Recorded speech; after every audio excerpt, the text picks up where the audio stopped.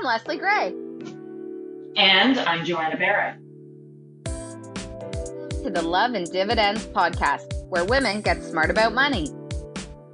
In this podcast, we'll share interviews and conversations about optimizing your finances, getting started with investing, and building wealth. This week, we are joined by Elke Rubach, founder of Rubach Wealth. Born in Mexico, Elke spoke Spanish and German as a child, and then became fluent in English and French as well. She earned undergraduate and graduate degrees in law, the latter in banking and finance on scholarship at the London School of Economics. As a lawyer, she worked with McCarthy Tétrault in London, UK, and Toronto. She's a certified financial planner, as well as a certified life underwriter. Elke is intimately aware that in life, everyone has their own set of issues, and they're not all related to finances. That's why Rubach Wealth's mission statement is, we listen, empathize, and provide the best holistic advice we can give our clients in every area of life. We never want anyone to be anything but financially independent.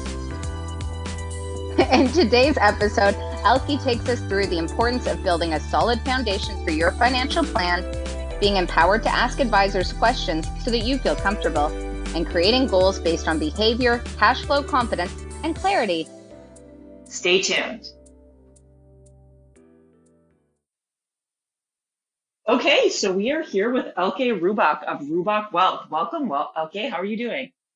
Thank you. I'm doing fabulous. How about you guys? We're doing okay. Thank you so much for joining us. Thanks for having me. It's a bit of a crazy time.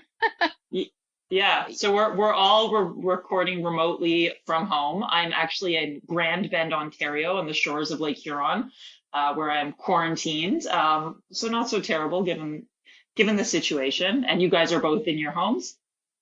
Yes, we are. I'm in the sister republic of Etobicoke. Nice.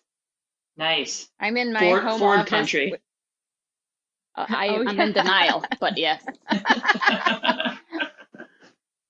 I'm in the home office / dining room / yoga studio / 1-bedroom condo. Well, you do what you can with what you have, for sure. Absolutely. Yeah, so this is actually kind of a full circle moment. I just realized because Elke and I met because we were on a panel for a Young Women in Law event at a law firm last spring, which was coincidentally, Elke, you may not know this, or you wouldn't know this, where Leslie and I met and sort of bonded. Bonded over our shared frustrations about the finance bro culture, and ultimately hatched a plan to start this podcast. So from the beginning, we were like, oh, we got to get Elke on. She was so cool, and her firm is so awesome, and their offices are so beautiful. Well, but thank also, you. Well, Joanna, Elke, at your event is when Joanna actually first proposed whether we wanted to do the podcast. So it's a double. Really? It's a twofer. Yep. Yeah. There you go. See, it's a small world. You got to be nice. Yeah.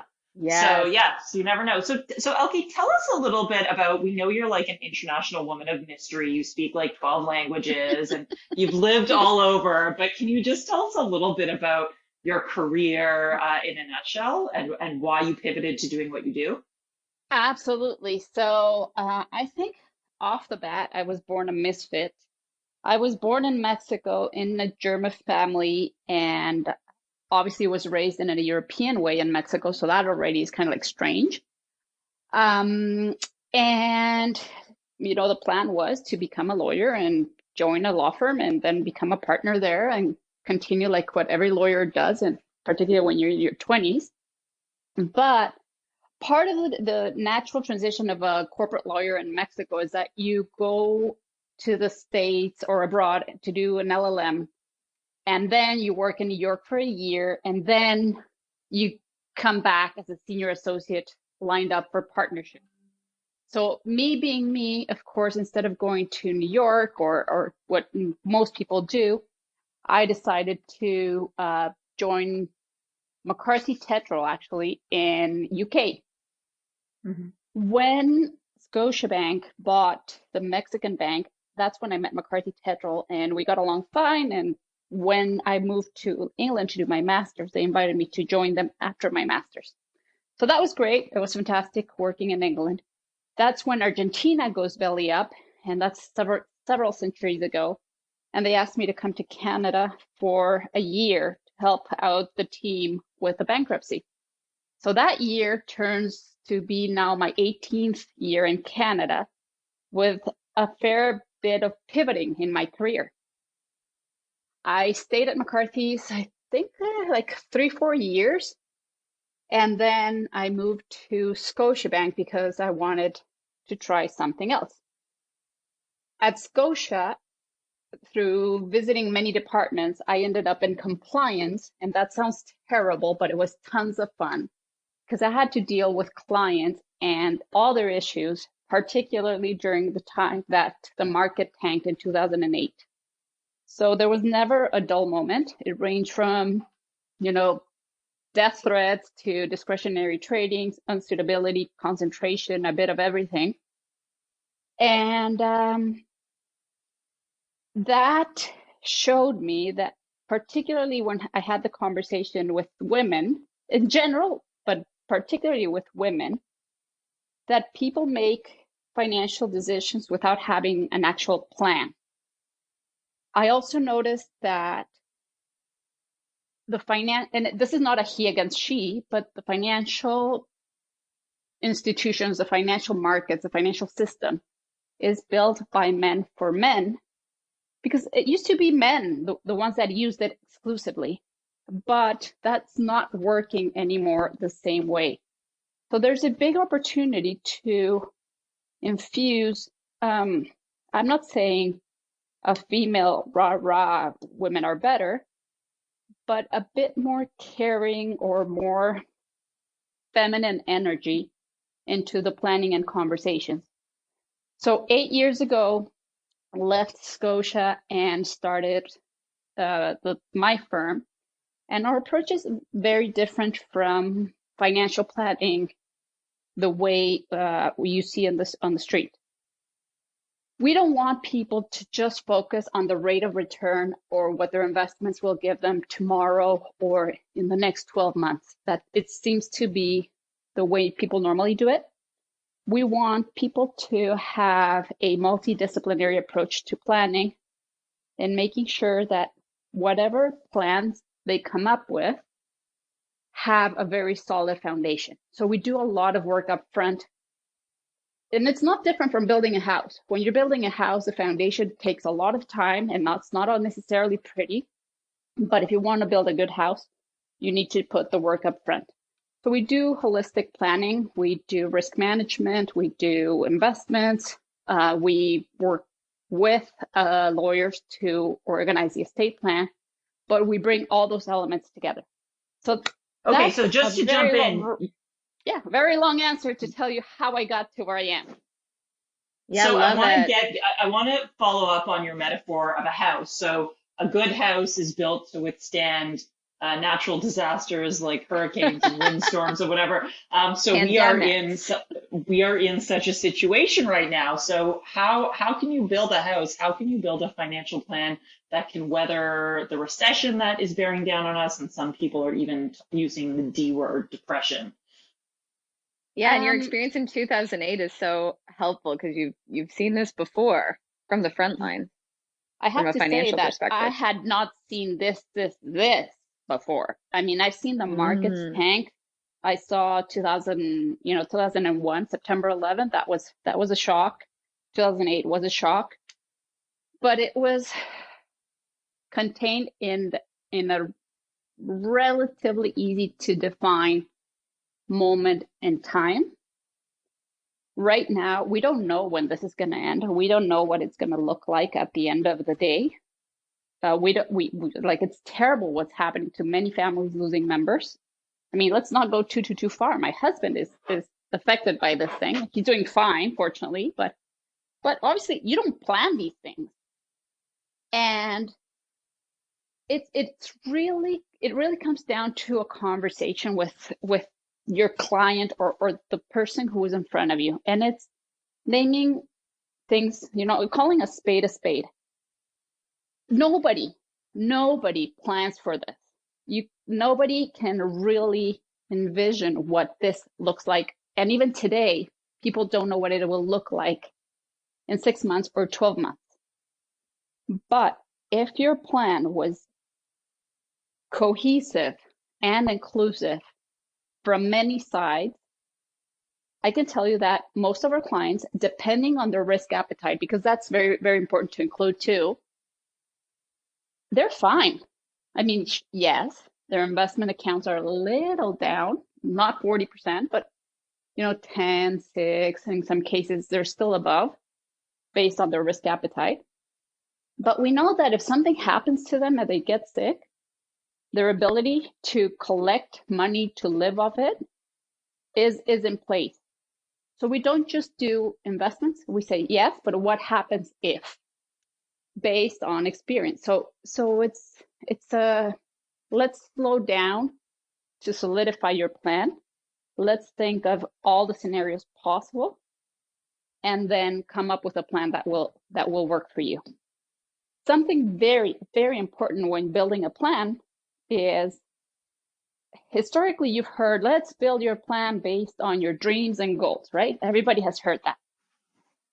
That's all fantastic, and I agree, but your dreams and goals can only come true if you consider that plan based on your behavior.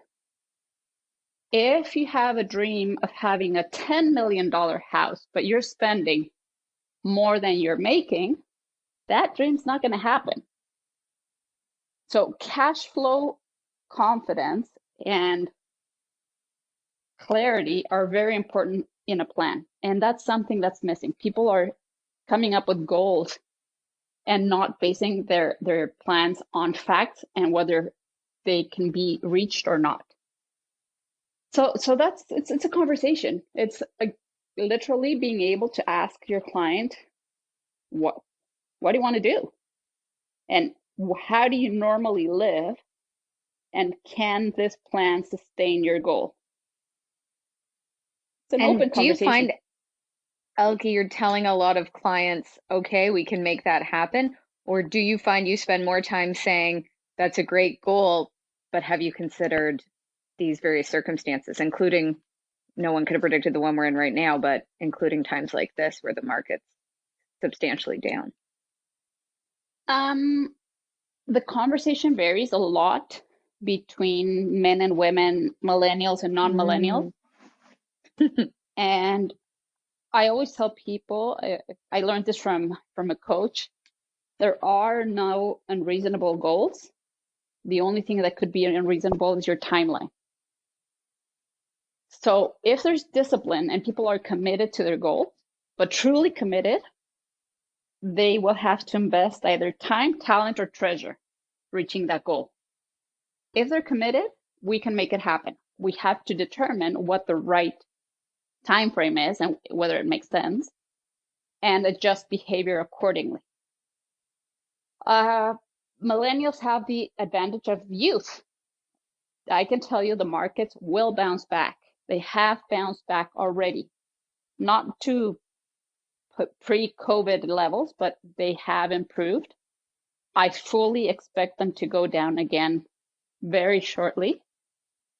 But the one thing I would recommend is don't panic. Do not try to time the market. For millennials, the runway is long enough that they will recover. And the last thing with that, people are like, the worst thing I'm seeing that people are doing, they're cashing out their investments right now.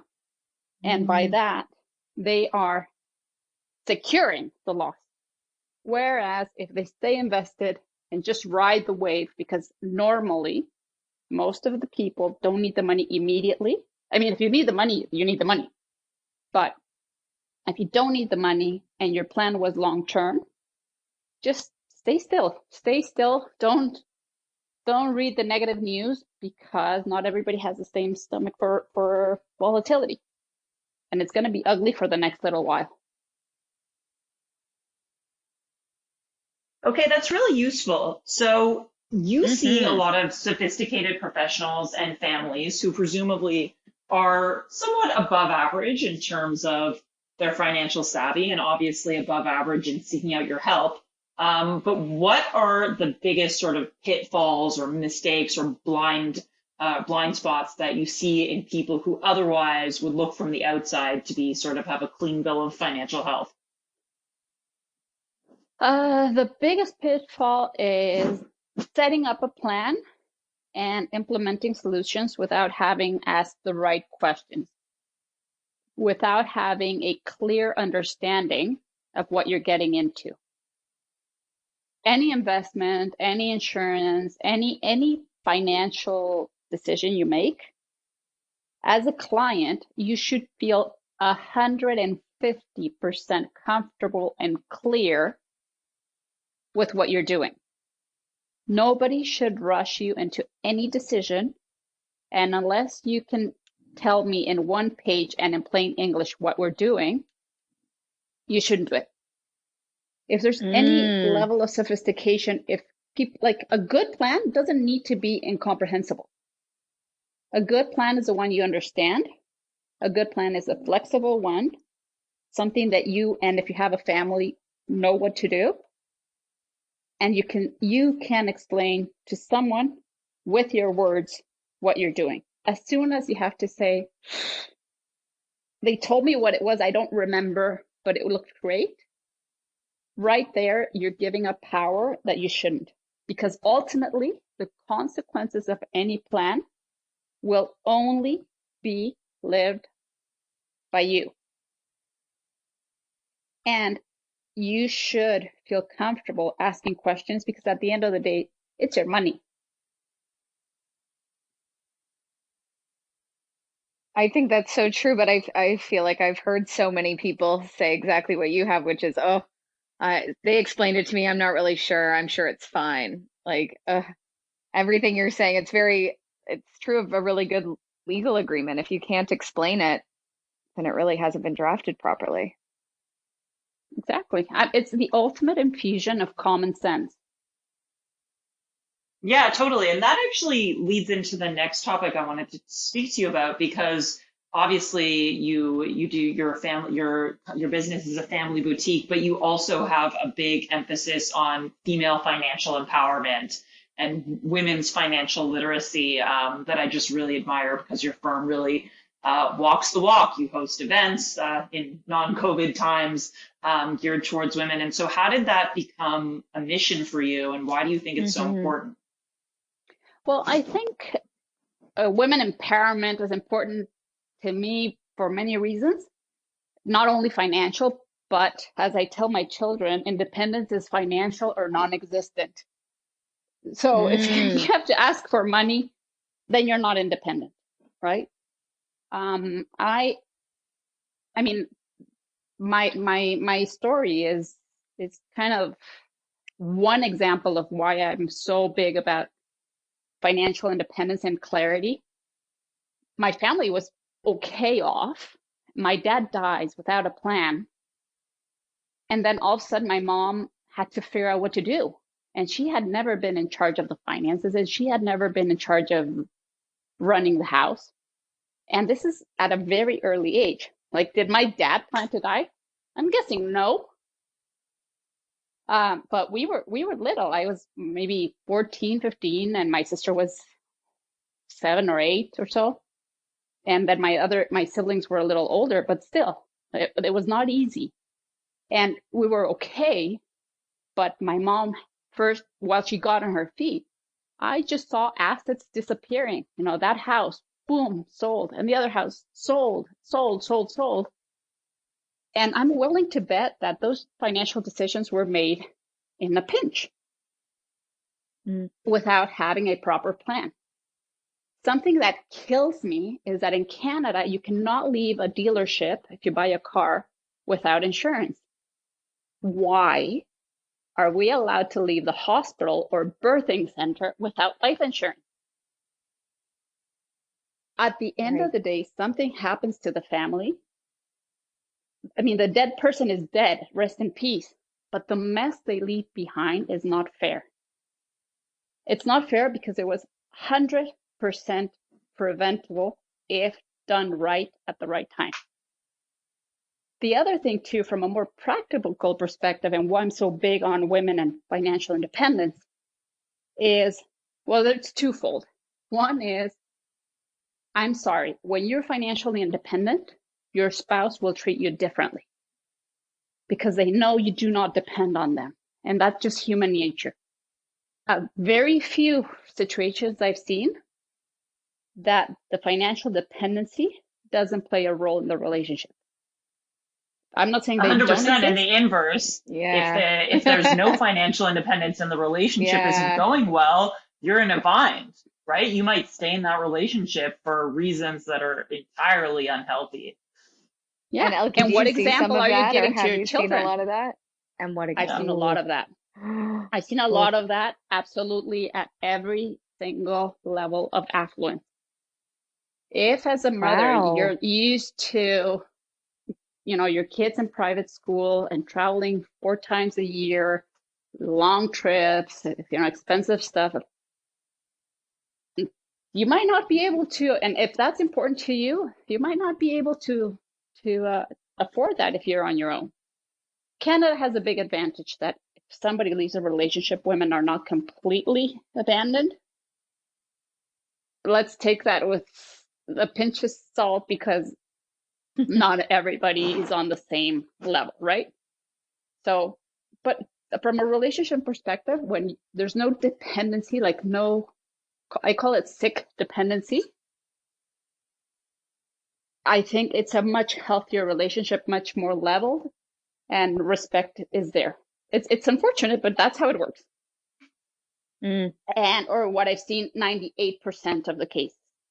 Then the other thing too is women have joined the workforce.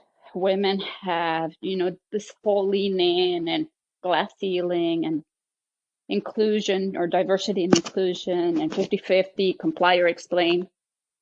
Are we there yet? No, we're still far, but we're opening our little ways. I find even many, I'm not saying all, but many women who have been able to establish a name in their professional careers are still lost when it comes to managing their finances, and they don't make decisions that work for them. They trust, they follow, but they don't feel empowered to ask the questions that will make them feel comfortable before they sign on the line. And why do you think that is, Elke? Just the system, or I don't disagree, but probably the system. Maybe we have not enabled the environment for women to be able to ask. Like, I've seen advisors literally stomp on the table because women were asking questions and not signing. And I was like, what are you doing? You should be reported.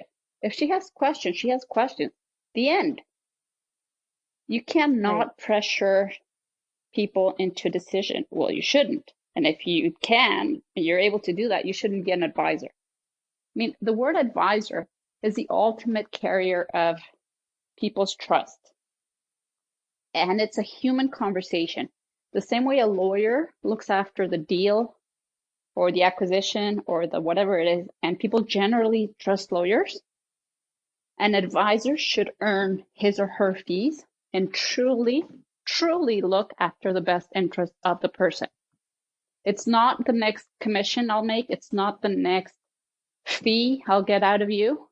It's not the next million of assets that I'll be able to manage on your behalf. It's truly caring for your client, because the implications of not doing that are huge, and they're not good.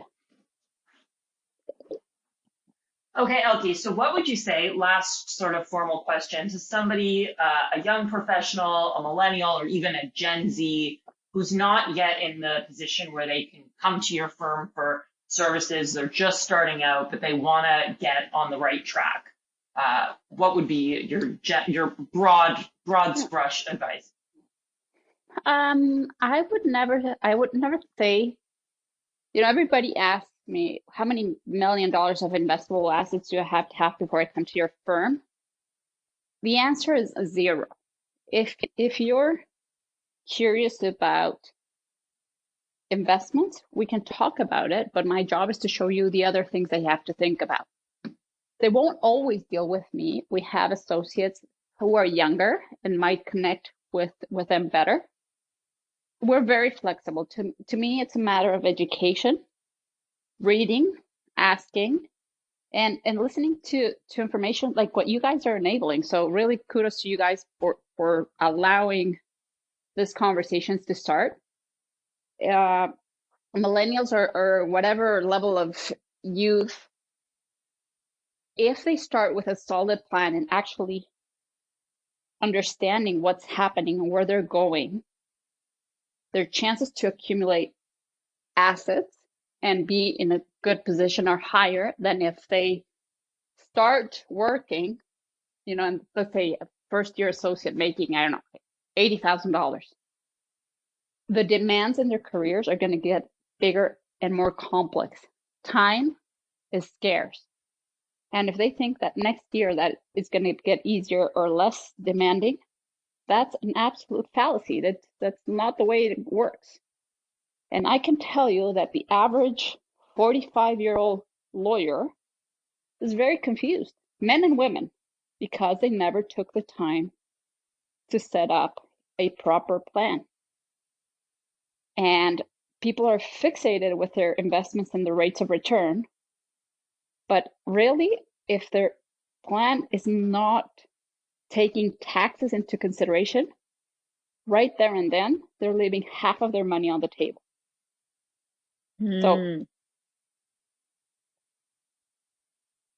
So people today, people who are well planned from a tax perspective have lost a lot less than those who were very well invested, but the market tanked. Right. I mean, the government has its role to play 100%, but if you're not, I'm not saying you're avoiding taxes, but if you're not tax smart, you're leaving half of your check, so you're working January till June for the government. Totally true. So are you talking about things like setting up your work as an independent contractor so you can write off expenses, pay yourself as a corp, or other things that clearly I'm missing out on? Yeah, it depends on age, affluence, again, depending on behavior. If you're buying a house, it's always good to pay your mortgage off, but depending on the situation of the market, you need flexibility because things, as we can see, change. Do you pay off your mortgage first? Okay. Is there any way you can, change the order of the elements to pay off your debt first? You have a lot of young lawyers coming out of the university or law school with debt. What we have implemented so far, in many cases, not all, because it doesn't work for everyone, is you contribute to your RSP, then you get a tax refund, and that tax refund you use to pay your debt off. So you kind of have your cake and eat it too, as opposed to just paying your debt with money that was taxed upfront, and you're not saving for your retirement. It doesn't work for everyone. It's a case by case, but that's a possible solution or option for people. Yeah, that's a great consideration. It's simple, but for some reason, reading the label from inside the bottle is very complicated. If people come to us, we work with lawyers day in and day out. We know professional corporation, what works, but pension plans, alternative pension plans. What happens if your RSP is maximized? Very few have in private practice have pension plans, but if you do, how do you commute it? What do you do? What is your group coverage worth? Do you like your job? Do you don't like your job? Are you going to leave law? Should you get insured before you leave your job? It's a personal conversation that everybody should have. Unfortunately, they don't. And it's a lot easier to jump ship when you have a ship than to get somebody to pick you up when you're floating in the ocean. Oh, yeah, I want the ship. Don't want to be floating. Yeah. That's awesome. Okay, shall we pivot Yeah, to I our like it. weekly or current money wins? Could be something that you enjoyed spending money on, a quick tip, a way that you saved money, just a quick nugget. Elke, anything for us? Well, now that we're forced to be home, well, we all should be home, by the way. I had gotten for Mother's Day a little Peloton bike, and Oh, Yay! I'm absolutely loving it. First of all, you can pay it in installments, zero interest, so that's a good idea. But it allows me to, in some cases, I can take calls while I'm pedaling, and that works great for ADD. It's lovely. And the other thing too is we're saving a ton of money, right? There are no gym fees anymore. Gyms are closed. So I have my $50 a month membership with Peloton, and your entire family can join for those $50. And they have everything. And even if you don't have the bike, the little app is cool because they have yoga, they have running. I don't run. Have cycling, and I don't know what else they have. Clearly, I don't do that. But I'm really enjoying that app. The other thing you can do is a bunch of yoga courses online, and then you get a group of people together, and then you kind of meet at the same time, and you make the best out of it. It's we don't know how long it'll last. We just want this thing to go away, the economy to pick up. But I think that at the end of the day, it's not really about money, but health and your family being okay.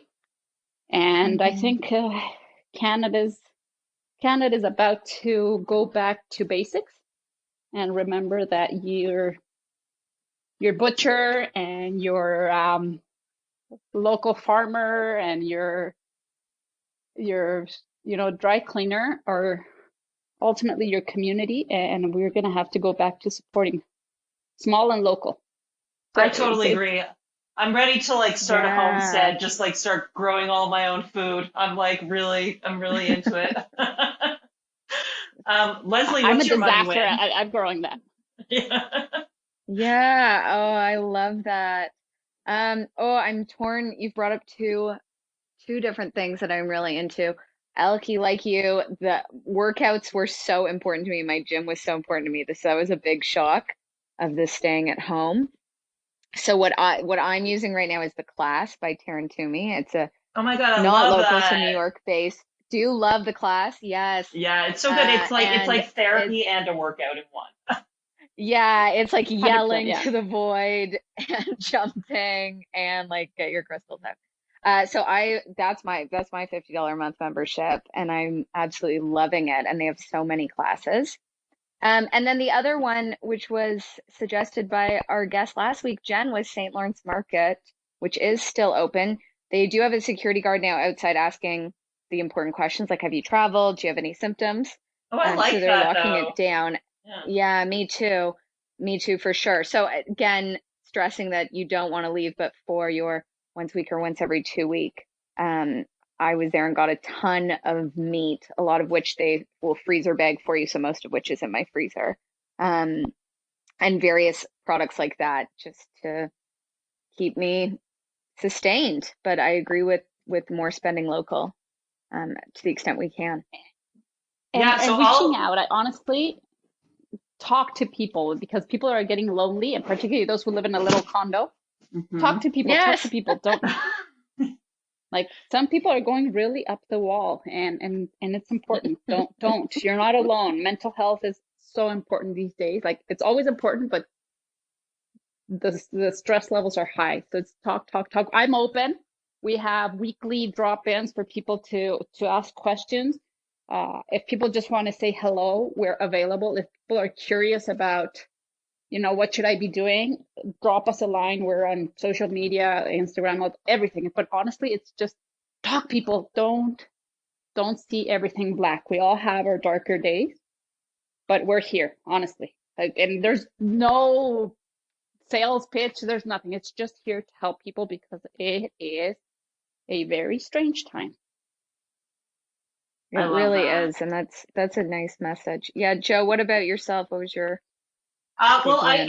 I'll give it two because everybody's been talking about their fitness thing. So I've actually worked out from home for years. I started it when I lived in London, UK a few years ago because I literally was there kind of as a student and couldn't afford gyms, but I just kept up the habit because you have no excuse. So I bought a home rebounder, which is like a trampoline, a few years ago, and I've been keeping it in my walk-in closet in my little Toronto condo. And I love it. It's like good for lymphatic drainage and it's a great cardio workout. And there's this website called Elke Fit, where she has a studio streaming classes from Los Angeles, and the workout is like part on the trampoline and part toning. So I love that. I've been super into that, and it just makes you so happy to just jump on a trampoline in the morning before you sit down on your couch and work from your home office, quote unquote. And then the second one is I've been a huge sort of evangelist of hacking travel points and credit cards and maxing out value.